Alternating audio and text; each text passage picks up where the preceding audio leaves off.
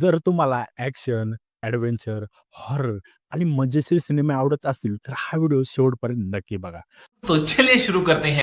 तर नमस्कार मित्रांनो, मी AK आणि आज आपण पाहणार द ममी या मूव्हीबद्दल.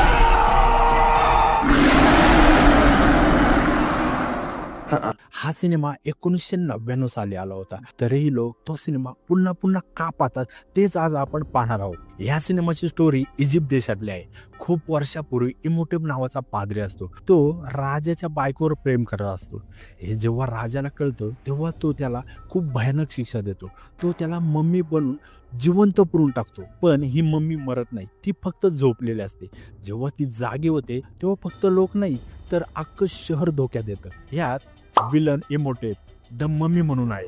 हा विलन खूप भयानक दाखवला आहे. तो आल्यावर त्याचा आवाज, त्याचा लुक आजही लक्षात राहतो. आजच्या काळात रिक नावाचा हिरो आणि एव्हलिन नावाची मुलगी ह्या मम्मीला चुकून जागी करतात. मग सुरू होतो थरार, भीती आणि गोंधळ.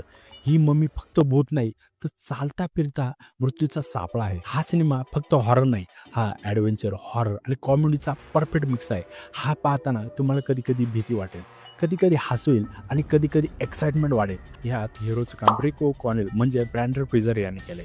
यात हिरो खूप धाडसी आहे, थोडा मस्तीखोर आहे आणि त्याची ॲक्टिंग खूप नॅचरल वाटते. त्यामुळे ते कॅरेक्टर आपल्याला आपलं वाटतं. ह्यात हिरोईनचं काम एव्हलिन म्हणजे रॅचल विजर यांनी केले. ही खूप हुशार आहे, तिला ऐतिहासिक गोष्टींची आवड आहे. तिने ह्या मूवीत ॲक्टिंग खूप छान केली आहे. ह्या मूवीचं डायरेक्शन स्टीफन सोमर याने केले. त्याने ह्यात ॲक्शन, ॲडव्हेंचर, हॉरर आणि कॉमेडी खूप बॅलन्समध्ये ठेवली आहे. ह्या मूवीतल्या म्युझिक आणि BGMबद्दल बोलायचं झालं तर BGM खूप स्ट्रॉंग आहे. जेव्हा मम्मी समोर येते तेव्हा तर आपल्या अंगावर काटाच येतो. ह्यात पॉझिटिव्ह आणि काही निगेटिव्ह पॉईंट्स आहे. पॉझिटिव्ह पॉईंट्सबद्दल बोलायचं झालं तर हा मूवी समजायला खूप सोपा आहे. ह्यातल्या सगळ्या कास्टची ॲक्टिंग खूप चांगली आहे. हा मूवी किती वेळा पाहिला तरी आपल्याला बोर होत नाही. बात तो सही है.